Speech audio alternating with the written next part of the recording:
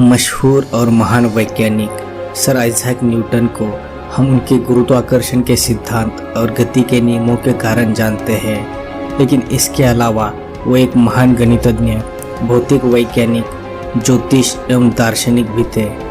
आज के इस वीडियो में हम सर आइजैक न्यूटन के जीवन के ऐसे 25 रोचक तथ्य जानेंगे जो शायद ही आपको पता होंगे।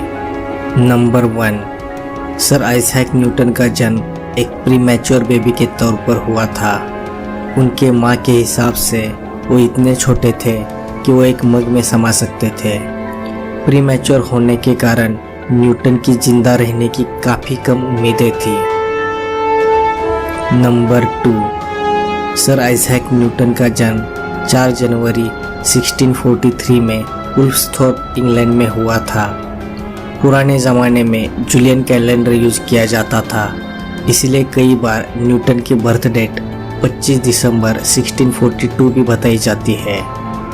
नंबर 3, न्यूटन के पिता का नाम भी आइजैक न्यूटन था और वो एक फार्मर थे, लेकिन न्यूटन के जन्म से 3 महीने पहले ही उनका देहांत हो गया था और उनकी ही याद में न्यूटन का नाम आइजैक न्यूटन रखा गया।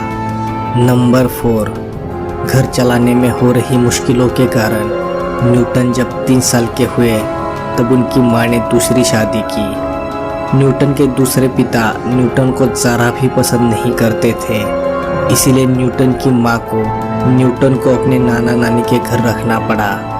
नंबर 5, न्यूटन को अपनी मां का दोबारा शादी करना ज़रा भी पसंद नहीं था, क्योंकि मां की दूसरी शादी के कारण ही न्यूटन को मां से अलग होना पड़ा था। न्यूटन के मन में उनकी मां की दूसरी शादी को लेकर इतना गुस्सा था कि एक दिन न्यूटन ने उनके सौतेले पिता का घर चलाने तक की धमकी दे दी थी। नंबर 6, न्यूटन की मां को उनकी दूसरी शादी से 3 बच्चे थे। नंबर 7, न्यूटन जब ग्रंथन के किंग स्कूल में पढ़ते थे तब वो एक फार्मासिस्ट के घर में रहने लगे। उस फार्मासिस्ट के घर में बहुत सारी रासायनिक और प्रायोगिक किताबें थी। न्यूटन उन्हीं सारी किताबों को पढ़ा करते थे और उनके प्रयोगों को भी किया करते थे। फार्मासिस्ट की एक छोटी बेटी थी जिसका मनोरंजन करने के लिए न्यूटन ने काफ़ी यंत्र बनाए हुए थे, जैसे कि फ्लोटिंग लालटेन, लाइव माउस और सूर्य डायल से चलने वाली पवन चक्की एक्सेट्रा एक्सेट्रा। यही वो वक्त था जब न्यूटन के मन में साइंटिस्ट बनने की ख्वाहिश पनपने लगी।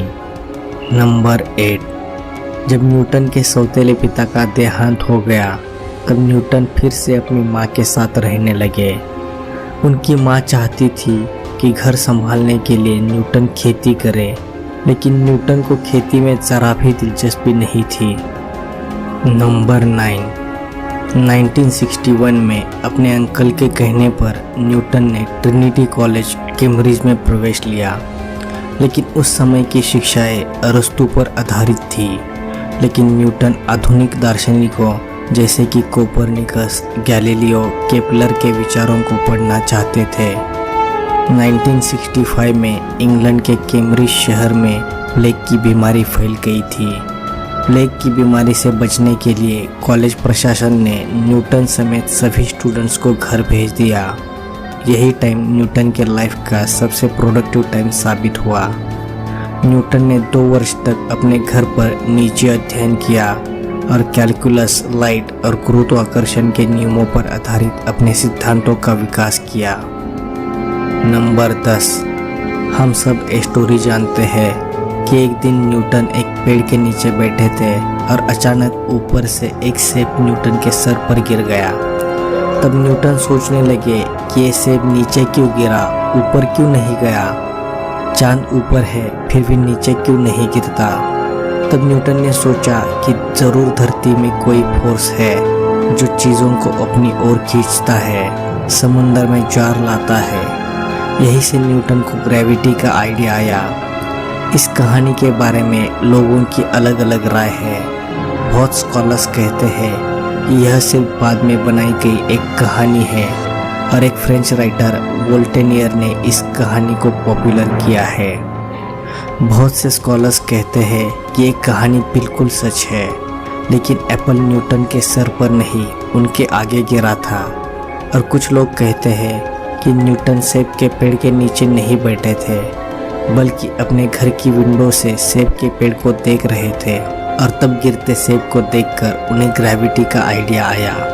अब ऐसे भी दस्तावेज मौजूद है जो इस कहानी को सच साबित करते हैं। ज़्यादातर स्कॉलर्स मानते हैं कि न्यूटन ने इस घटना को अपने ही समय के वैज्ञानिक और लेखक विलियम स्टुकली को बताया था।